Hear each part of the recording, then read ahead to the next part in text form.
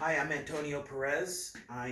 This is my presentation for construction technology. I believe this could be a demonstration in 101A, the use of the joiner machine. So I will describe this particular machine, its use and its purpose.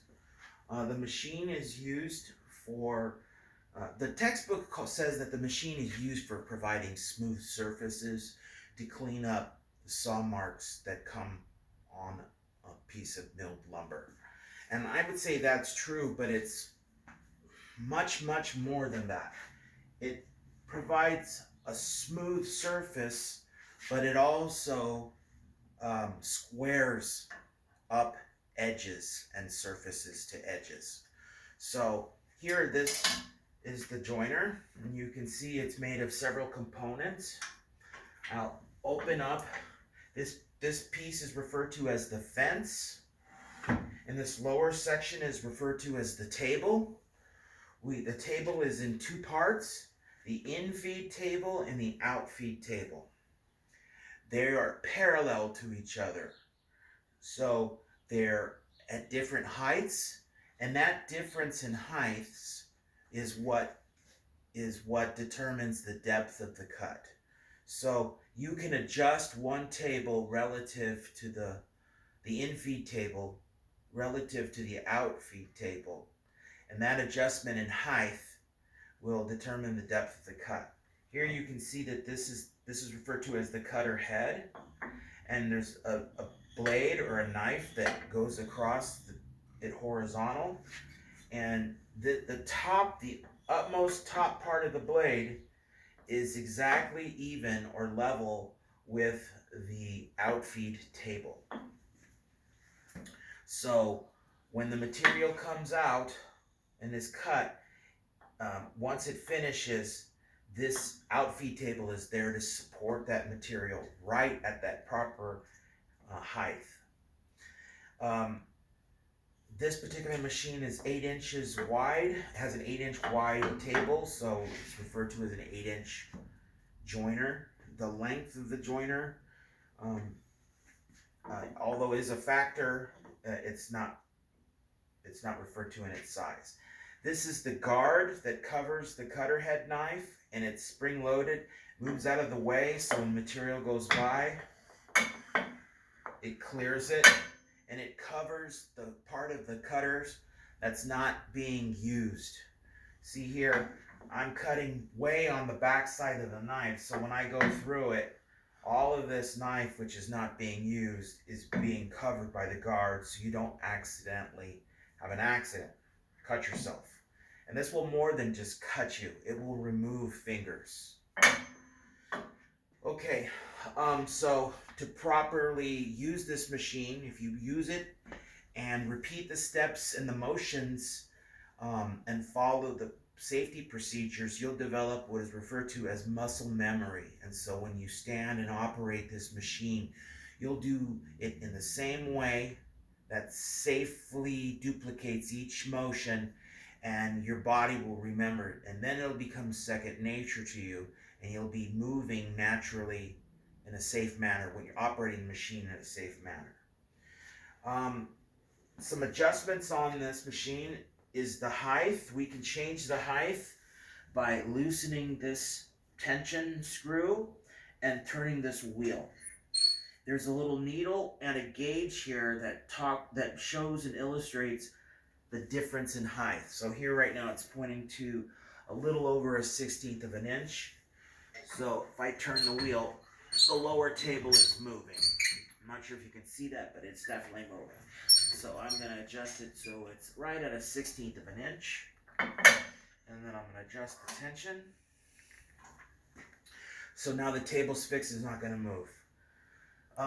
Here's the fence. What we want to do is check the angle of the fence and make sure that it's square to the table before we use it.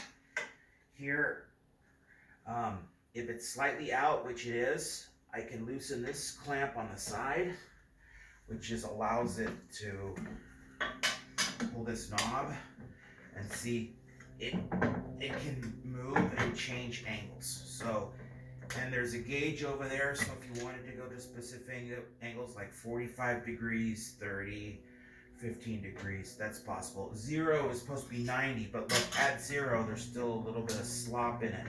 So, yeah, I can get close, but not accurate. So here I make that little adjustment and get it perfectly where I want it. Adjust that, and now the fence is properly squared to the table. Little micro bump. Put it where I want it. Now I'm going to adjust the width. I'm going to take this board here and I'm going to surface the face of this board and clean it up. When I look down the edge, I don't know if you can see, it's got a curve to it. It's not flat. They call that a bow. So we're going to remove the bow. So on this side, it's concaved. On this side, it's convex. So here is the high point, and these are low points. On the opposite side, this is the high point, and these are two low points. And you can see that when we put it on the flat surface, there's a gap down here. I can even get my tool into there. So we're going to fix that. And then we'll make that perfectly flat. So let's zoom in a little bit. As you can see, it's not perfectly flat. See the black space underneath.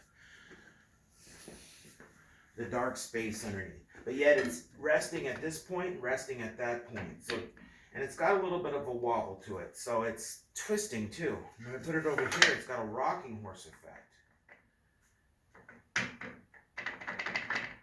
So that's what the machine does. It doesn't just make it smooth, it makes that surface flat. And it doesn't do it on accident. You have to know what you're doing. So here, the crown is up, okay? The bow, or sometimes referred to when it's horizontal, the crown is positioned up so that it's touching here and touching there. So if I were to put it over this blade, it's probably not touching the blade in the middle. So I'm going to turn on the knife, turn on the machine. I'm going to adjust the depth a little bit, and I'm going to tighten it up right here. So now everything's fixed in place. Everything's tightened down. I'm going to just hold it down. I know this knife is not touching the material, so I'm not afraid of it kicking back at me. See? It's crowned over it. Now this heel, or this backside to the lower end, I'm going to push through.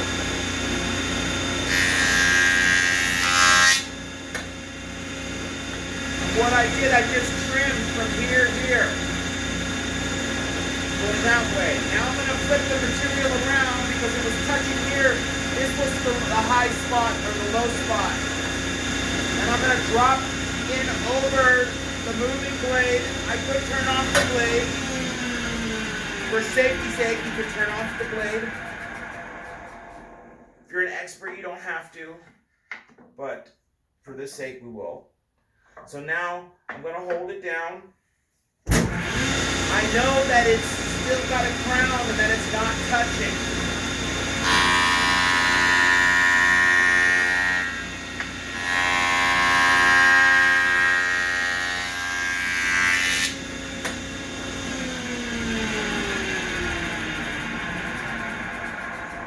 Now what I did was I removed, it's got a curve in it, so it went from not touching to starting to cut to the highest point to the lowest point. I turned it around, it wasn't cutting, and then it started to cut and ended by cutting more. So you can see here, I've got fresh wood here and fresh wood there, and this is the high spot right here. So I'm going to put it back over the high spot, knowing that it's getting skipped over because of the crown on the blade. Hold the material down. You hear a little noise. It's touching. Hear it. So it's crowned over. My fingers are pressing it down.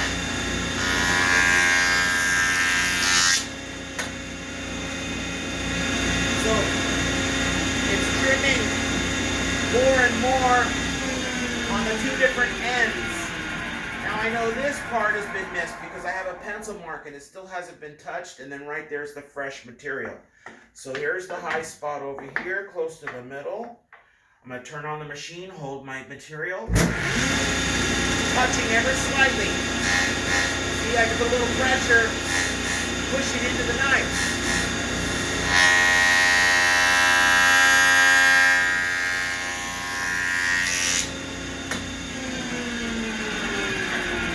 What I've done, it's almost, so I've been shaving this direction and that direction from the inside out, and the flatter it gets, this uncut material starts to get smaller, narrower and narrower. Now I've pretty much gone across it. I can push now from the in-feed table, because look, it doesn't rock anymore. It's pretty close to flat. I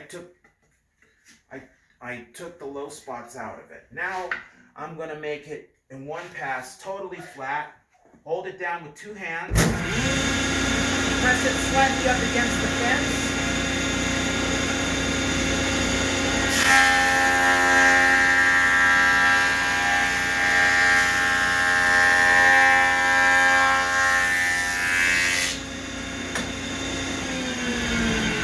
Now that I've come out of the machine and it's on the out-feed table, it's perfectly flat. This table is perfectly flat, and look, the material's perfectly flat with it.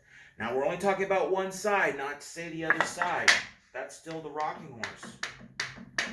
But it doesn't have a gap in the middle anymore. I can't take my ruler. Now it's flat on one side, so we've achieved one step in multiple steps in squaring up a board. Now, typically you want to just do one edge, one face, and one edge. Since we've done this face, let's do the one edge through the machine. We no longer need the push block, so we're going to push the face up against the material, up against the fence, while letting the bottom cutter turn down. Be aware of your fingers.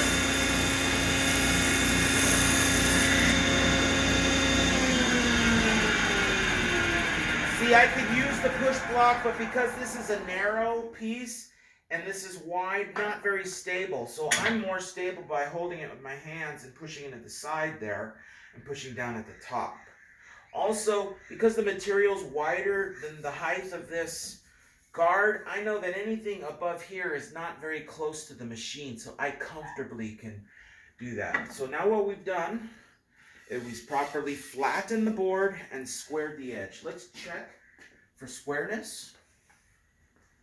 As you can see, that board is square in multiple places to this edge.